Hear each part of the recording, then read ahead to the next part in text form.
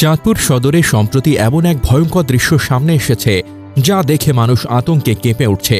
এক তরুণ যে এক সময় ছিল স্বাভাবিক জীবনের মানুষ, আজ আচরণ করছে কুকুরের মতো। তার গলার আওয়াজ কুকুরের গর্জনের মতো, শরীরের ভঙ্গি ভয় জাগানো, রাস্তায় হামাগুড়ি দিয়ে হাঁটে, মানুষ দেখলেই ঝাঁপিয়ে পড়ে খামচায়, এমনকি কামড় দিতেও তেড়ে যায়। রাস্তার পাশে দাঁড়িয়ে যারা এই দৃশ্য দেখছে তারা কেউ কাছে যেতে সাহস পাচ্ছে না। অনেকে শুধু দূর থেকে ভিডিও করছে, ছবি তুলছে। মুহূর্তেই পুরো এলাকায় ছড়িয়ে পড়েছে ভয়ের স্রোত। তবে ছেলেটি সম্পর্কে একটি সূত্র জানায়, এই তরুণকে কিছুদিন আগে একটি কুকুর কামড়ায়, কিন্তু জলাতঙ্কের ভ্যাকসিন না নেওয়ার কারণে তার শরীরে রোগটি ছড়িয়ে পড়ে। ধীরে ধীরে তার আচরণ কুকুরের মতো হয়ে যায়, তার কণ্ঠস্বর ভয়ঙ্করভাবে বদলে যায়। এই রোগের প্রভাবে তার মানবিকতার সব স্মৃতি মুছে গেছে, আর তার জায়গায় জন্ম নিয়েছে এক অমানসিক আচরণ। আরেকটি সূত্র জানায়, চাঁদপুর সরকারি জেনারেল হাসপাতাল প্রাঙ্গণে দেখা মিলল এক ছেলেটা কুকুরের মতন আওয়াজ করে, মানুষ দেখলে খামচি আর কামড় দিতে তেড়ে যায়। অনেকে দূর থেকে ভিডিও ছবি তুলতেছে।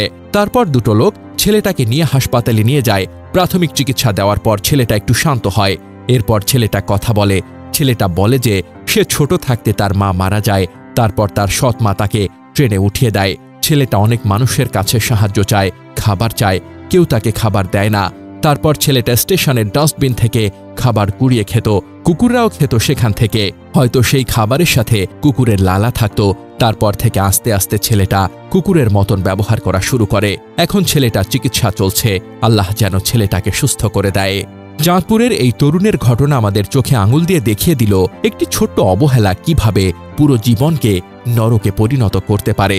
আজ সে মানুষ নয়, কুকুরের মতো আচরণ করছে।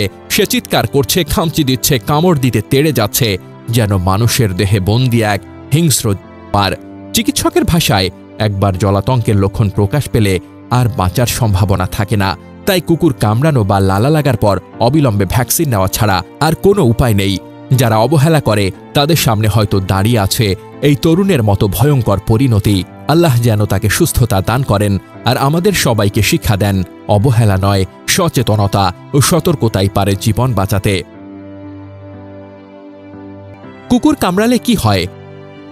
কুকুরের কামড় শুধু একটা ক্ষত না, এটি হতে পারে মৃত্যুর ডাক। কারণ সেই কামড়ের ভেতরেই লুকিয়ে থাকে রেবিস ভাইরাস, যেটা একবার শরীরে ঢুকে পড়লে ধীরে ধীরে মস্তিষ্ক পর্যন্ত ছড়িয়ে যায়।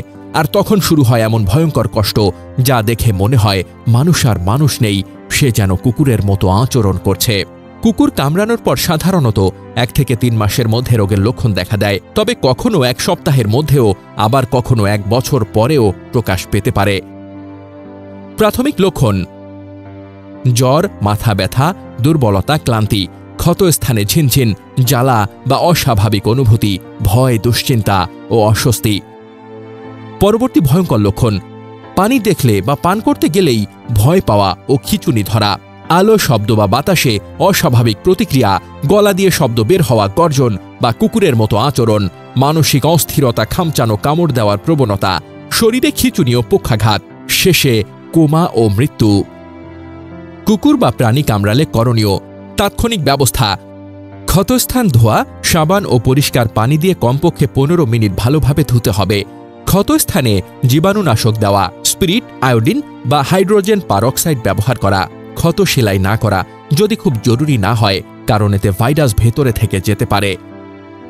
ভ্যাকসিন: কামড়ের পর যত দ্রুত সম্ভব ভ্যাকসিন নিতে হবে। মোট 5 ডোজ দেওয়া হয়। গাঢ় কামড় বা গুরুতর ক্ষতের ক্ষেত্রে র্যাবিস ইমিউনোগ্লোবুলিন দেওয়া জরুরি। কি করা যাবে না? তাবিজ, কবজ, ঝাড়ফুঁক বা লোকজ চিকিৎসার ওপর নির্ভর করা যাবে না। দেরি করা যাবে না, একদিন দেরি মানেই মৃত্যুর ঝুঁকি বাড়ানো। কুকুর কামড়ালে যত ছোট কামড়ই হোক অবহেলা করা যাবে না।